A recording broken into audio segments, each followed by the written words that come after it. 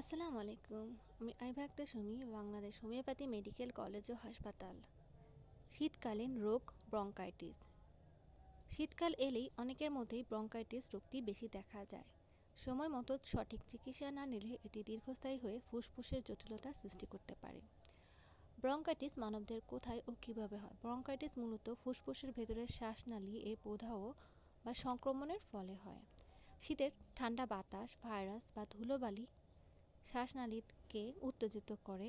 এতে শ্বাসনালীর ভেতরে কফ জমে এবং বাতাস চলাচলে বাধা সৃষ্টি হয়। ব্রঙ্কাইটিসের প্রধান লক্ষণসমূহ: দীর্ঘস্থায়ী কাশি, কফসহ কাশি, সাদা বা হলুদ বা সবুজ, বুকে চাপ বা ব্যথা, শ্বাস নিতে কষ্ট, শ্বাসের শব্দ, সকালে কাশি বেশি, দুর্বলতা ও ক্লান্তি, ঠান্ডা বাতাসে কাশি বেড়ে যায়, হালকা জ্বর, ঘুমের ব্যাঘাত।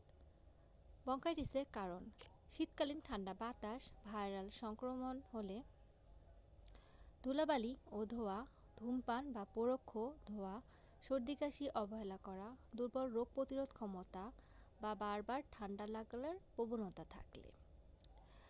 ব্রঙ্কাইটিস থেকে নিরাপদ থাকার নির্দেশনা: ঠান্ডা বাতাস এড়িয়ে চলুন, গরম কাপড় ব্যবহার করুন, ধুলাবালি ও ধোঁয়া পরিহার করুন, কুসুম গরম পানি পান করুন, পর্যাপ্ত বিশ্রাম নিন, পুষ্টিকর খাবার গ্রহণ করুন, ধূমপান পরিহার করুন। নিজে ওষুধ কিনে সেবন করবেন না, এতে ক্ষতি হতে পারে। ক্লাসিক হোমিওপ্যাথিক চিকিৎসার জন্য অবশ্যই একজন বিশেষজ্ঞ চিকিৎসকের পরামর্শ নিন।